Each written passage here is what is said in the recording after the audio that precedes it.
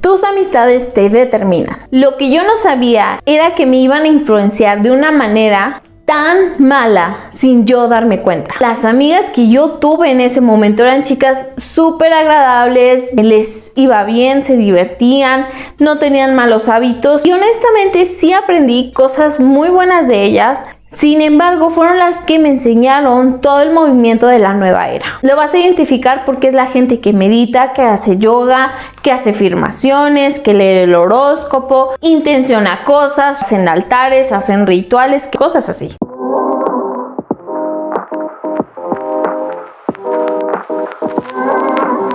Con este episodio vamos a terminar la serie Enemigos de las solteras y el último enemigo son las amigas influyentes.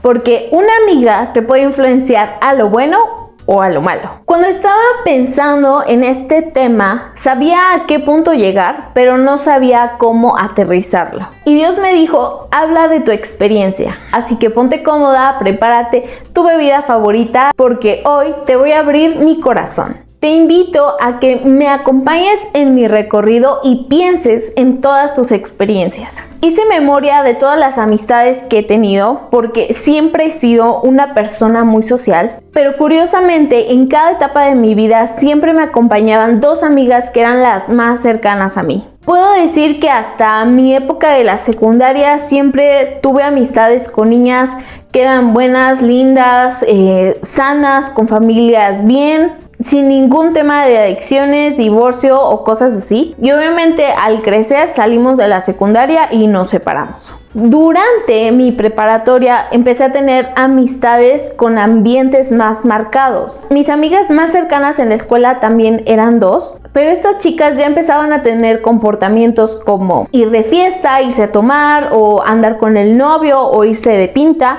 que si no eres de México, irse de pinta es engañar a tus papás haciéndoles creer que vas a ir a la escuela, pero en realidad te vas a ir a otro lado. Y por otro lado tenía amistades en la iglesia con el grupo de jóvenes con los que estudiamos la Biblia, íbamos al cine o hacíamos campamentos, pero todo era en un ambiente sano y cuidado por adultos. Las conversaciones que tenía con mis amigas en la escuela era como qué ropa te queda mejor, cómo se te ve mejor la figura. Hablábamos de novio o del chico que te está gustando en ese momento. Incluso empezamos a tener conversaciones de sexo porque es en la etapa donde la gente ya empieza a tener sus primeras experiencias sexuales. Y las conversaciones con mis amigas en la iglesia no eran tan diferentes, honestamente, en cuanto a ropa, maquillaje, muchachos, pero nadie hablaba de experiencias sexuales, ni de fiestas, ni alcohol. Creo que hasta este momento de nuestras vidas, nuestros padres siguen teniendo autonomía en muchas áreas de nuestra vida y conforme vamos creciendo, no nada más nos van dando rienda suelta a tomar nuestras propias decisiones, sino que también nosotros somos los que las exigimos. Les pedimos que confíen en nosotros y que nos dejen la oportunidad de cometer nuestros propios errores o nuestros primeros errores. Pero lo que sí quiero recalcar es que la autonomía de tus padres genera en ti mucha responsabilidad. Así seas un adulto joven que sigue viviendo en casa de sus padres, poco a poco empiezan a haber áreas en tu vida en las que empiezas a ser 100% responsable y tienes que aprender a tomar buenas decisiones y darle solución a tus problemas. Y las amistades es un área que depende de ti al 100%. Cuando yo empecé a trabajar, empecé a tener lazos más fuertes en mi área de trabajo que la iglesia. Y eso fue gracias a Dios porque la mayoría de mis compañeros de trabajo eran cristianos. Lo único malo era que muchos de ellos son nuevos cristianos. Entonces sus consejos no siempre eran sabios, pero a pesar de todo eso, tuve buenos consejos y un ambiente sano. Y en mi área de trabajo justamente también tuve dos amigas que eran las más cercanas a mí. Y durante la pandemia una se casó y la otra se fue a vivir con su familia que está en otro estado. Y aunque seguíamos hablando por WhatsApp, terminamos alejándonos. Y terminé sin amigas. Y un día tuve una clienta a la que le caí tan bien que me invitó a conocer a sus amigas. Y me agradaron, así que empecé a fortalecer esos lazos. Lo que yo no sabía era que me iban a influenciar de una manera tan mala sin yo darme cuenta. Y quiero que pongas mucha atención en esto porque probablemente tú estás teniendo amigas que te están influenciando, parece que te están dando buenos consejos y la verdad es que no es así. Hay personas que tienen algunos comportamientos que al filtrarlos bajo tus valores, tú te puedes dar cuenta si es una buena persona, si es una mala persona y si puede ser una persona problemática si la traes a tu vida. Como cuando se te acerca una chica con escote y minifalda y te invita al antro en una noche de chicas. Parece una idea divertida, pero tú sabes que si la acompañas vas a acabar borracha sentada junto a hombres que no te van a respetar. Y eso hablando de que te vaya bien. Es decir, al verla, automáticamente tú sabes que no es una buena influencia. Cuando conoces a una persona así en tu adolescencia, parece una idea agradable, parece una idea divertida, pero ya cuando tienes 21, 22, sabes que las consecuencias de juntarte con alguien así pesan más que cualquier diversión que te pueda ofrecer. Pero hay personas que parecen buenas y no lo son. No dan consejos sabios y te influyen de una manera negativa. Las amigas que yo tuve en ese momento eran chicas súper agradables, ya trabajaban, la mayoría ya vivía solas, así que eran súper responsables también, les iba bien, se divertían, no tenían malos hábitos y honestamente sí aprendí cosas muy buenas de ellas, me las pasaba muy bien con ellas. Sin embargo, fueron las que me enseñaron todo el movimiento de la nueva era. La nueva era consiste en tener un despertar espiritual sin una relación genuina con Dios y con su iglesia. Lo vas a identificar porque es la gente que medita, que hace yoga, que hace afirmaciones, que lee el horóscopo, intenciona cosas, su agua, sus plantas, hacen altares, hacen rituales, que den una llena, que del día 28, que de inicio de mes, que fin de mes, que inicio de año, cosas así. Todo este tipo de cosas las hacían mis amigas en ese momento. Yo al principio no me involucraba en esas actividades, pero al pasar el tiempo me compartían de sus resultados gracias a este tipo de prácticas. En pocas palabras, me testificó la que no es. Y tú también puedes pensar en quién te está testificando y quién no es. La fe entra por el oír y por un lado yo escuchaba las maravillas que les pasaban a estas mujeres y por otro lado yo oraba y veía que nada más Dios no me contestaba. Así que despertó en mí ese interés por conocer más sobre sus prácticas y empezar a hacerlas. Hice meditación y la primera vez que la practiqué tuve una sensación súper mal, ahora entiendo por qué, pero en ese momento no sabía. Sentía como que algo me daba vueltas y vueltas y como que me sentía como muy anclada al piso, muy pesada, sin poderme mover, como que algo raro estaba en mí, como si mi cuerpo no tuviera voluntad, como no poder mover mi cuerpo. Y también me estaba yo mareando y eso lo practiqué gracias al libro de Deja de ser tú, que también es un libro con muchísima enseñanza de nueva era. Luego empecé a hacer carta de quemas y eso yo no lo veía mal porque en clase de psicología me enseñaron que haces una carta, te vacías y luego la quemas, pero eso te ayuda como que a sentirte bien, como que ya te desahogaste, sacaste todo lo que tenías y te ayuda a seguir adelante. Pero justo yo no sabía que eso que estaba haciendo realmente estaba mal. De ahí fui como que avanzando y de vez en cuando mis amigas sacaban sus cartas y que decían vamos a leer el oráculo y leían para todas y en eso me empezaron a leer como para mí. Y hasta eso es que son cartas bien bonitas, con dibujos muy bonitos, flores, todo adornado muy bonito, pero pues obvio, el enemigo se disfraza, es el más grande engañador. Y la verdad es que aunque yo empezaba a hacer estas cosas, nada en mi vida pasaba.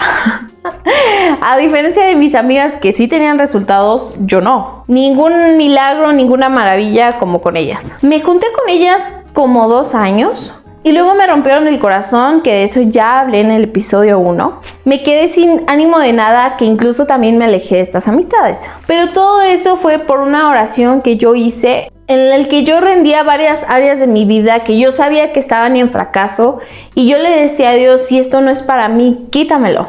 que me enseñara a vivir como Él quería. Y en esa oración yo le di autoridad sobre mi vida. Así que cuando yo terminé con estas amistades, yo me rendí al Señor otra vez. Y empecé a leer la Biblia desde el Génesis con la intención de leerla completa y pues terminar en Apocalipsis. Cuando yo iba en Deuteronomio, en el capítulo 4, habla sobre idolatría. Habla sobre adorar imágenes talladas a mano, sobre adorar al sol, la luna, las estrellas. Si tienes una oportunidad de leer todo Deuteronomio, te lo súper recomiendo. Pero te voy a poner en contexto de lo que está pasando. El Génesis nos habla de la creación, de la caída del hombre, de cómo empezó el pecado en la humanidad. Que en sí el primer pecado fue la desobediencia al Eva decir, Dios, no me interesa lo que digas, yo voy a hacer lo que yo quiero. Pero el motivo de cometer ese pecado fue de querer ser autosuficientes y no depender de Dios, sino nosotros ser como Dios. Y esto es algo que a mí me pasó y que muchas personas les pasa, que quieres ser autosuficiente, no quieres depender de nadie, tú eres tu propio Dios, tu propio creador, y eso es mucho pensamiento de la nueva era. De ahí, con la expulsión del hombre en el Edén, la tierra se volvió altamente pecaminosa y por esa causa Dios hace el gran diluvio. Y si no lo sabes, para este tiempo jamás había llovido en la tierra. Lo que pasaba era que subía un rocío del suelo para regar las plantas, pero nunca había llovido. Entonces, cuando Dios le dice a Noé que va a hacer llover, pues toda la gente decía, estás loco, nunca ha llovido. Pero llovió. Y Dios escogió a Noé porque justamente era el único hombre que lo amaba y lo obedecía. Y Dios lo salvó a él y a su familia para salvar la humanidad y después repoblar la tierra. Y de toda esa nueva generación de personas, Dios escogió a Abraham para que de su descendencia se pudiera redimir al mundo, que es con la muerte de Cristo. Desde Abraham hasta Moisés, la novela está buenísima. Mejor que Netflix, que es la historia de cómo un hombre pasó a ser un gran pueblo que no se podía ni contar. Debo recalcar que toda la historia Dios la trazó en su perfecto plan. Y Dios le contó su plan a Abraham. Dios le dijo que sus descendientes serían esclavos en tierra ajena, pero que después de 400 años, en esa tierra, Él los haría volver a la tierra de su heredad, que es Canaán, la tierra prometida. Deuteronomio nos cuenta como un resumen de toda esta historia, porque están en el punto donde ya salieron de Egipto, ya pasaron 40 años en el desierto y están a punto de entrar en la tierra prometida. Y Dios les dice que les está entregando esa tierra porque los que viven allí cometen toda clase de pecados y sus prácticas principales son la idolatría y la hechicería. Y esa explicación está en Deuteronomio 18 del 9 al 14. Es decir, por sus pecados Dios los está exterminando. La tierra de Canaán era un lugar hermoso, abundante, que un racimo de uvas lo tenían que cargar entre 2 personas. Era tierra de gigantes que por la mala administración del lugar, Dios se la estaba quitando a esa gente y se la estaba entregando al pueblo de Israel. Cuando entendí esto me cayó un balde de agua fría. Y te lo quiero decir a ti, cuando tú estás administrando mal las cosas que tú tienes, Dios te las va a quitar y se las va a dar a otra, porque toda buena dádiva y todo don perfecto viene de lo alto. Es decir, lo que tú tienes no es tuyo, fue Dios que te lo dio. Así reconozcas que Dios te lo dio o no, fue Dios que te lo dio. Y así como Dios da cosas, Dios puede quitar cosas. Lo vemos también en la parábola de los talentos. Y en esta porción de la Biblia de Deuteronomio vemos que Dios les quitó la tierra a los cananeos por sus muchos pecados. Ahora, volviendo al punto de mi historia con mis amigas. En ese momento de mi vida yo tenía muchos sueños y reconozco que la mayoría de mis sueños han sido porque Dios me los puso. La cosa fue que el camino para llegar a ellos era el equivocado. Yo quería hacer mis sueños realidad con métodos de manifestación. Y cuando me quedé vacía, o sea, salí de Egipto y entré a mi desierto personal, empecé a tener una relación con Dios más profunda como nunca la había experimentado en toda mi vida. Jesús dijo, yo soy el camino, la verdad y la vida. El camino que yo estaba transitando para lograr mis sueños era el equivocado. Por eso, a pesar de tantos métodos de manifestación, a pesar de hacer tantas cosas y trabajar muchísimo tiempo, trabajar muchísimas horas, nada se volvía realidad, porque el camino estaba mal. Y entendí que el único y verdadero camino era Cristo. Y desde ese momento todas las áreas de mi vida las he sometido a lo que dice la Biblia. Y cuando hice esto empezaron a dar fruto. Y de ahí salió el episodio 13, que es donde te hablo de la manifestación bíblica. ¿Recuerdan que les dije que me testificó la que no es? Ella me dio su verdad de la vida. Todas mis amigas me estaban dando su verdad de la vida. Y es que no existen dos verdades. No hay mi verdad, la verdad de ella, no. Solamente existe una verdad que es Cristo. Cualquier otra cosa es mentira. Si tú no te sometes a la verdad de Cristo, tú no estás en verdad, tú estás en mentira. Y Satanás es el padre de la mentira. Y yo tengo que hablarte muy fuerte porque esto que viene es lo más difícil. Cuando yo leí este pasaje, yo lloré, yo me arrepentí, le confesé a Dios mis pecados y todas las cosas que yo había hecho. Y desde ese momento me propuse no volver a juntarme con esas amigas, ni volver a esas prácticas. A veces me llaman, platicamos, ¿cómo estás? Pero hasta ahí, no convivo con ellas como antes lo hacía. Y sí es difícil porque genuinamente las quiero, pero también quiero que a través de mi transformación ellas logren ver ese cambio en mí que solamente Cristo hizo y que ellas también lo quieran para su vida. Desde que yo me alejé de ellas hasta este punto que leo Deuteronomio, ya habían pasado como medio año en el que ya no me juntaba con ellas, pero todavía pensaba que podía hablarles o algo así. En ese momento yo dije, ya hasta aquí, ya no voy a volver a pensar que me puedo volver a juntar con ellas ni nada. Y semanas después, yo asisto a un seminario en la iglesia donde hablaban de las prácticas que teníamos antes de rendir nuestra vida a Cristo. Y que esas prácticas no solamente traen consecuencias rápidas a nuestra vida, sino que se pasan a nuestra siguiente generación. Y yo pensé en mis hijos. Nos maldicen a nosotros y a nuestros descendientes hasta la tercera y cuarta generación. Y que a través de una práctica de quema de cartas que a mí me parecía muy inocente, o permitir que me leyeran las cartas, estaba creando maldición a mi familia. Y en ese seminario confesé mi pecado y rompí con la maldición sobre mi vida y sobre la vida de mis hijos. ¿Cómo? Muy sencillo, con una oración, diciéndole todo al Padre y pidiéndole que me limpie a mí y a mis hijos. Y si tú has pasado por eso y te estás identificando con lo que estoy diciendo, es momento de que vayas a una iglesia, hables con una persona madura en Cristo, le cuentes lo que has vivido y ella que te ayude a hacer esta oración de arrepentimiento para que tú seas limpia. Yo no puedo expresar lo limpia y lo sana que me siento ahora. Y justamente en ese seminario conocí nuevas amigas que me enseñan el único camino y la única verdad que es Cristo. Son mujeres que me testifican verdad y cuando yo tengo un problema no me dan un consejo en base a sus opiniones, sus propias malas experiencias, sino que me dan un consejo bíblico. Oran por mí, claman a Dios por mí para que me vaya bien, porque genuinamente quieren que me vaya bien. Y ese tipo de amistades son las que yo deseo para ti. Puede que tu historia con tus amigas sea muy diferente a mi historia con mis amigas, pero para filtrar si tú estás teniendo buenas amistades o no, tienes que hacerte dos preguntas. ¿Estas amigas me están llevando por el camino verdadero? ¿Estas amigas me hablan con la verdad? Si tu respuesta es no, es hora de buscar nuevas amigas, porque unas amigas influyentes para lo malo son uno de los enemigos de las solteras.